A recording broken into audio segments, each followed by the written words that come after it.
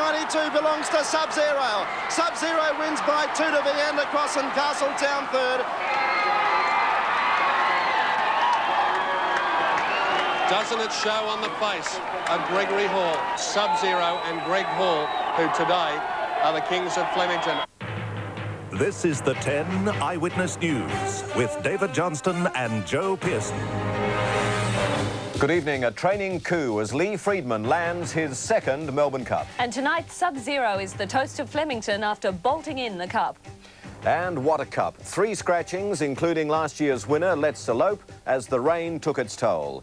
But singing in the rain, jockey Greg Hall, who just 10 days ago snatched victory in the Cox Plate.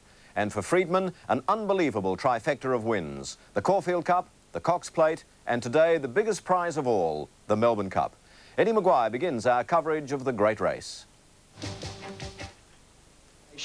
Unfortunately, it couldn't stop the rain. After losing the AFL Grand Final to Perth, the economy in tatters, Melbourne's day of pride became embarrassment as well. The defending champion, Let's Elope, in, out, during the week, was out for good. Cross Swords and My Eagle Eye were also scratched late, their hopes falling as hard as the rain. Punters went to the form guide looking for mud runners, reminiscent of the big wet in 1976 when Vanderham won the Cup. Punters went for Viander Cross, Sub-Zero and Big Baron. The rest, they were double-digit odds. But at 3:30, as is always the case, all eyes were as usual on the starting gates. Set for a start and they're racing in the Melbourne Cup. One of the first horses to jump away was Viander Cross over on the inside. Getting out well was Star of the Realm, Mr. Eurostar. Out wider was Skyflyer. They were followed by Sir Winston Equity. Maharaja was next and then Tiako Nick.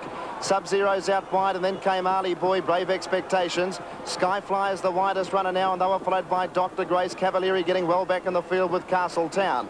Running down the straight the first time, 2,800 metres to go, and Sir Winston, one of the bolters, takes over. He leads now from Ali Boy and Donegal Miss going through. Skyflyer wide. Better Loosen Up's up running in about 5th placing. Equity goes up in between horses, followed by Dr. Grace out wider. Tiako Nick was next, and then Heroicity over on the fence, about 8th from Star of the Realm and London Bridge. Viander Cross midfield, the inside of Sub-Zero, followed by Superimposed, Big Baron on the rails. Then Brave Expectations, Maharaja, Cavalieri next, Valdiano 3 deep. Castletown second last on the inside and Mr. Eurostar at the rear. About 15 lengths would cover up the cup field as they go out of the straight. 2,200 metres to travel and Sir Winston in front for Paddy Payne by 2.5 lengths and the pace is fair. Skyflyer's second, Equity getting the run of the race third. Dr. Grace is 3 wide and 4th. In the centre, Ali Boy, Better Loosen Up is well positioned, 6th on the inside, a length to Donegal Mist. Followed by Heroicity and Star of the Realm. Tiako Nick's out 3 deep and London Bridge in the centre. Followed by Viander Cross on the inside of Sub-Zero, the 2 favourites together, then Big Baron a length behind them. Superimposed the outside, then Brave Expectations. Valdiano going forward 3 deep. Castletown one off the fence on the outside of Maharaja. Cavalieri's 3 deep and 2 lengths away Mr. Eurostar. Last of all, 15 lengths off the leader as they go towards the 1,600 metre point, and that is Sir Winston. Leads by 2 lengths now to Skyflyer. Equity third over on the inside, followed by Ali Boy. Dr. Grace is still 3 wide. Better Loosen Up has had a charmed run, 6th the inside, a length and a half to Donegal Mist. They were followed by Star of the Realm over on the inside of Heroicity. A length further back to London Bridge, getting off the fence now, followed by Viander Cross. Going around the Maharaja out 3 deep, and then came Cavalieri, followed by Sub-Zero, Big Baron and Superimposed. Castletown was back third last, and then Brave Expectations. And last of all, Mr. Eurostar. 1,200 metres to go in the Melbourne Cup, so Winston leads by a length. Skyflyer was second, Equity was third. A length away, Dr. Grace, followed by Ali Boy and Better Loosen Up. Donegal Missed the 7th. A half length behind it and going forward, Maharaja, followed by Star of the Realm. They were followed by Valdiano out wider, running on strongly now from London Bridge. Viander Cross is back about midfield, Sub-Zero in front of it, followed by Heroicity, Tiako Nick, and well back in the field was Castletown, and Big Baron's back about third last. Running up to the home turn in the Foster's Melbourne Cup, 600 metres to go, and Sir Winston the leader. Sir Winston's in front, Skyflyer was second. Here's Cavalieri around the outside, dashing up to the leaders. Equity off the fence, followed by Better Loosen Up. Viander Cross looking for a run back midfield. Running down to the 400, Sir Winston kick 2 in front. Here's Sub-Zero down the outside, the grey, and look at Castletown come into it. Sub-Zero goes up on the outside of Sir Winston.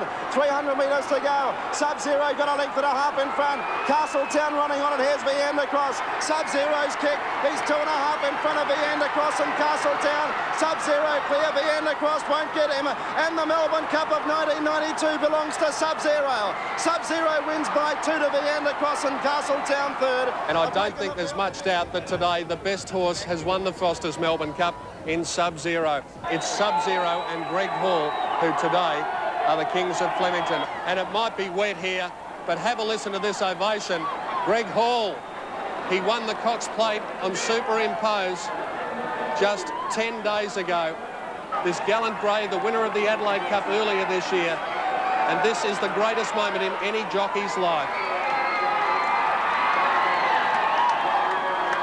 And now, Greg comes back to the most coveted place in Australian racing, the winner's circle at Flemington on the first Tuesday in November.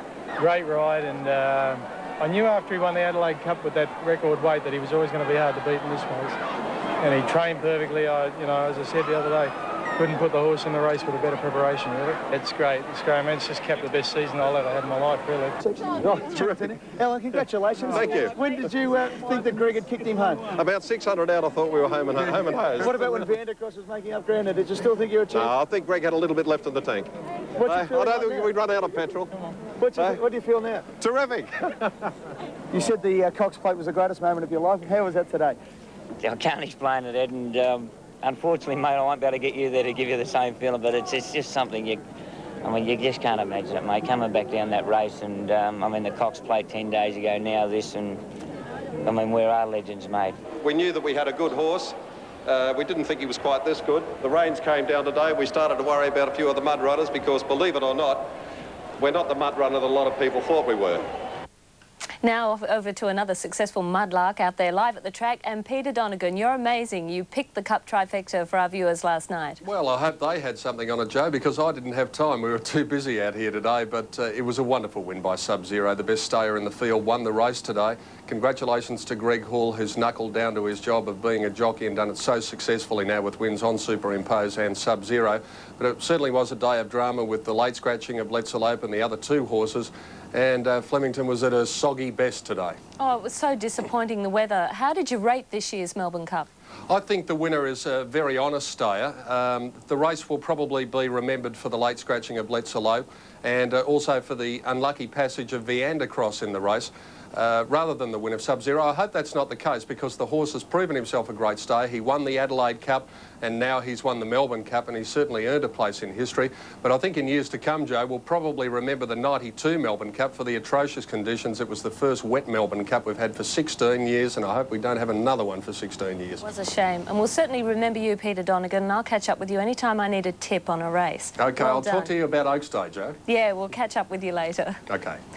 Well, it may have rained on the party, but Melbourne had fun anyway. The glamour, the car park capers and the crazies all shone through despite the weather odds. Jennifer Hansen put on her party hat to join our once-a-year day.